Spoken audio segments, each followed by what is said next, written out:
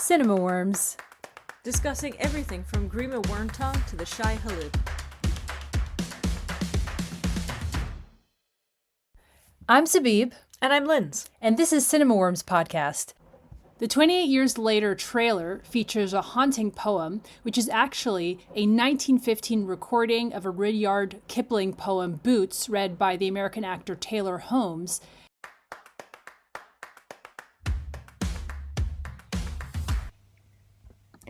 So today we are going to be talking about How to Train Your Dragon. Now, this is the live-action remake of the 2010 animated film, which in turn is a loose, apparently, adaptation of the 2003 book by Cressida Cowell. It is like a matryoshka of IP up in here with films and things just all inside each other. The 2025 film was co-executive produced, written and directed by Dean DeBlois, who co-directed and co-wrote the animated version of How to Train Your Dragon. And and he also directed the animated Lilo and Stitch, as well as, slightly oddly, a documentary about the Icelandic band Sigur Rós, who I've seen live, and gonna watch that. I just throw in there just for some bragging rights, and whose music accompanied basically, like, if you saw an advert on TV in sort of for the last 20 years, it was probably accompanied by some Sigur Rós music. Anyway, back to Dragons. The plot, as I remember it, since we didn't rewatch the original in preparation for this one, though we have both seen it, is pretty similar as a tale as old as time. Skinny boy disappoints hulking dad, boy meets cute dragon, boy decides to stop murdering all dragons. Profit? So the film stars Gerard Butler, who I refuse to think of as being in anything other than the film 300, where he just kicks people down wells and across battlefields, and it's all very historically accurate. Mason James, who plays the titular character Hiccup, and he was the lead role in the 2022 horror The Black Phone, which I really, really liked. Yeah, that's where you recognize him from. Oh, that was a good movie. Angular little boy. It was an excellent film. So I know that we feel slightly differently about this one. How do you feel about the remake? I mean, live action remakes is a huge thing nowadays. Sometimes they work, sometimes they kind of don't. How do you feel about it? I liked it. I really enjoyed it. Mm-hmm. How about yourself? It was all right. I've definitely liked some of them. I think the sheen has worn off for me at the live action. You've seen remakes. Quite a few of them, though. I haven't seen. No, I've only seen like a couple. I actually I never made it to see The Lion King, and I still. You just talked about seeing them. Yeah. Listen, I was busy. I expressed a wish to see these things. I didn't see the new Lilo and Stitch either because I had multiple deadlines in a span of a couple of weeks that I didn't have time. So I've only really seen a couple of them. I just feel like when you think of this one, the original was only 2010, as I've said. That's only 15 years ago. Do we really need to be remaking films that are only a decade and a half old? So let's go through the ones we have seen. There's Beauty and the Beast, which I actually quite liked. I liked it as a live I really liked remake, it. I think I saw it in 2016 when I was in theaters. That was great. Mm-hmm. Then, okay, I didn't see Mulan. I also did not see Mulan, so I feel like I've only seen one. I'm just tired of it. I'm tired of the idea of it. There's too many live. I feel like I want to see more original content, not just old content mined once again. And also, we did see the live action Little Mermaid. That's the other one. I was trying to remember. I was like, there was one we saw. Not drag enough. That was crazy. Melissa McCarthy, I like you, but you didn't go drag enough. Yeah, that one was odd. But yes. In a number of ways. Point taken. Yeah. It's been a glut of these films. So I enjoyed this way more than I thought I would because even though I haven't seen the original for quite a while, I was very much into it. I have quite a soft spot for this film, the original animated film, and I just remember being quite moved by it, actually, and attached to the story. So I think a lot of what works are the beautiful visuals. I think the performances actually did work, and the tone was really, because when it's like real people, it changes the vibe of the story. Even if you're telling it exactly the same way, it can come off stilted or uncanny or strange or just not quite the same magic.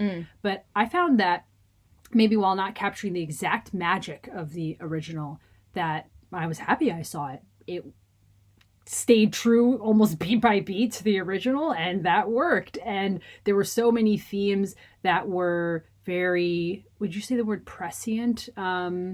I'm now forgetting what prescient means, but it feels like it's it accurate. applies. It's accurate. It feels like it applies, Yeah. like just a real human story of black and white thinking and othering and tribalism. Actually, that makes this movie Surprisingly very deep moving. for a film, for surprisingly deep. a remake of a dragon film. And Nico Parker is great. Yeah. She's the daughter of Thandwi Newton, I believe. Oh, great. Okay. Yes. Well, we will allow that. So one of the things that I looked up some details about this afterwards, because I said, we didn't watch the original. I wanted to see, it did feel quite true, but I wanted to see just how true it was. One of the things that they cut, and they said it was for pacing, there's a couple of little scenes with Astrid kind of finding out about Toothless, or almost finding out about Toothless. There's a scene where Hiccup kind of manages to cover like Toothless's presence in the village with some flirting, and it allows their relationship to kind of develop. And they were like, oh, we're cutting this for pacing. And what they replaced it with was Gerard Butler's character, who is Stoic, who's the chief, and his relationship with his son. They kind of got more into that. I did not feel that worked for me, and I understand that the director and writer, he talks about how that he felt that he was a disappointment to his father. He's queer. I don't know whether that was necessarily part of it, but he talks about in an interview with Variety, the push and pull of love and expectation, he says. And he wanted to kind of get that across a bit more and dig into that father-son relationship. And to be fair, this film did come out around Father's Day in the UK, and it was being very heavily pushed for that. There was lots of adverts about, go and take your dad to this film. And I thought that's kind of interesting because it is a slightly different version of something. And I think, familial relationships can be fraught even at the best of times, but I sort of felt that it suffered a little bit from taking those, watching Hiccup like try to hide Toothless a bit more. What do you mean? It suffered from not showing that? Yeah, from not showing those scenes where Astrid almost discovers him and then he has to kind of awkwardly flirt with her. I was like, oh, I kind of, because that also brings heart. For me, that's not a pacing issue. And I think if you're always thinking about, oh, pacing and the audience and how are they going to... I think sometimes when you focus too much on how to achieve and tick off all the perfect balances of what an audience want, you risk giving them nothing at all, because all you're giving them is a series of checkboxes then that you think you've achieved. You're not actually thinking about what feels right in this moment. You should navigate it through a film, in my opinion, by your gut, not by checkboxes. Yeah, so maybe they shaved off some of the interaction between him and Astrid. That I agree that I could have seen more of that and sort of more of that push and pull before he's discovered, because I think it would make her aligning or not aligning with him and how she handles that. She does it pretty quickly in this one. So because there wasn't enough time. I liked the stuff with his father. Of course, you can always go a little darker, but they kind of went for it. It was quite a fraught relationship. But, I mean, sure, if you're Gerard Butler's character here, if you are the chief of this village, your wife has been eaten / murdered by a dragon, and your son starts, dicking around with dragons in his spare time when they're also attacking your village, you're going to be pretty bad. I mean, yeah, his motivations are sound. I would be pretty annoyed as well. Yes. And would you agree the visuals were stunning? I found that obviously when you're riding a dragon, it's hard to make that look like completely natural, but I thought it was stunning. Yeah, Yeah, and I thought, I mean, we're kind of used to, at this point, seeing the Game of Thrones dragons, which are kind of bigger and more scaly and kind of horrible. But the actual, we don't want to do any spoilers here, but of course, if you've seen the original, you kind of know what's up. What the kind of, true antagonist of the film is. And seeing some size disparity between the dragons, that feel like I would definitely did hold my breath at a couple of moments where I was like, oh wow, like the fire coming from like certain areas and certain dragons is like during the training montages and during kind of big battles at the end felt like okay, this is literally like inches away from burning everyone alive. That felt pretty cool. And the visuals of them flying were really cool as well. You know how I feel about a lot of shaky cam. This didn't have shaky cam, but it did have a lot of quick cutting, editing, people swooping and stuff, and I was like, oh boy, I start to feel Oh no! yeah, me your and my inner ear my getting all confused. my sad inner ear that is but a limp hamster and cannot cope with anything. You felt above, like you were flying. Yeah, I was like, if I was riding Toothless, he would have been puked on quite quickly, and he would learn that way. We wouldn't need reins. He would learn via vomit.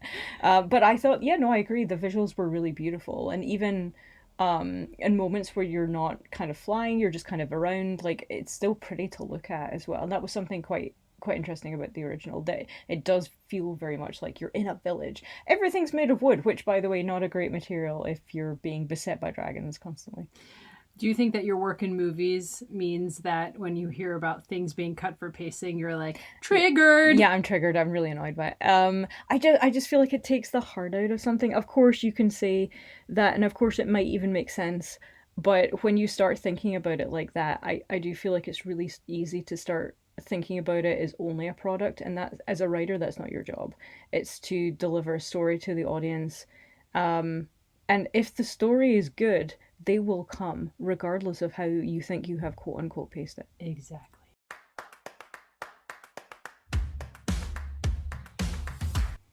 I'm excited to be talking about Tornado, which was directed and written by John McClane, who also wrote and directed the 2015 film Slow West, which starred Michael Fassbender, now a big star.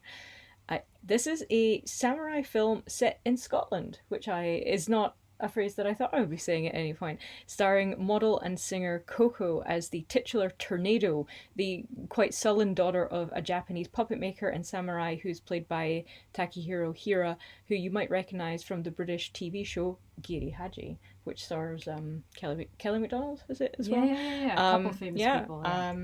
And most recently, he was in Shogun, which I know you loved, so we can talk about that as well. So basically, the plot is after some bags of gold go mysteriously missing, quote unquote mysteriously, the duo of father and daughter are chased by father-son duo Tim Roth and Jack Lowden, who play criminals Sugarman and Little Sugar, which is funny because Jack Lowden is much taller than Tim Roth, along with a small but messy crowd of grimy ne'er-do-wells, which include Rory McCann, better known as Sandor Clegane, aka the Hound on Game of Thrones. He looks like he's just come off the Game of Thrones set and someone's dragged him backwards through a hedge for this. And someone who is not somebody I actually recognised, but who I misrecognised as Alfie Allen at some point, then realised it wasn't. It's just someone who sort of looks like a slightly ratty version of Alfie Allen. But I think because I saw Rory McCann, I was like, oh, it's just Game of Thrones alumni happening. It's not. It's just Rory McCann. It's just some guy. It's just some guy who looks like Alfie Allen. Listen, guy, if you're listening, you can coast on that for a bit. Now, Tornado looks beautiful. It has lots of misty shots of hills and heather. It was filmed in and around Edinburgh and kind of Midlothian last year. It doesn't surprise me that it's beautiful because the cinematographer here was Robbie Ryan, who was nominated for Oscars in 2 different years for his work on Lanthimos's The Favourite in 2018 and Poor Things in 2023. And he's worked on loads of films, and including some really great Scottish films that I've enjoyed, like 2006 Red Road, which is just a horrible film, but like really excellent, and 2012's The Angel Share, which is a nice comedy about whiskey. Oh. So, I know you had some mixed feelings about this film, and I didn't get a chance to see it. No matter what you say, I think I want to see it. Usually, like, if you say it's not good, I'm like, great, I don't have to bother. Well, I didn't say just it wasn't good. The number of people involved, and I've seen the previous films of this filmmaker, while it's hard to quite remember, I remember them being interesting. Mm-hmm. Like, sort of like a distinct, sharp atmosphere. And, I think I need to see it for myself. I think you do. And I don't, let me be clear, I didn't dislike the film. I did feel that there were a lot of pacing issues, and some of the editing was a bit strange for me. I'm not sure that it really worked very well for me. at the same time, it was interesting. I think my main issue is that there were some things that I sort of expected to be a bit more fleshed out in certain ways to make sense at the end. There's a lot of the tornado refusing to learn things from her father, and then at the end sort of trying to work out. I'm trying not to spoil you here, but trying to work out how to survive and find her own way to thrive in this really like horrible, like bloody, violent, masculine world by doing certain things. But the thing is, the film makes a great point of showing how she doesn't listen to her dad when he tries to teach her things. So to then watch her try to put certain things into action just doesn't ring very true for me. That being said, like it is a really lush, beautiful film. It's quite evocative. It's worth looking at just for the beauty alone and the things we were looking at. We actually went to an art show. This was a complete coincidence. We went to an art show for one of our date days that we do on Tuesdays, and one of the places that was used for filming in Tornado is a house in Midlothian near the village of Temple.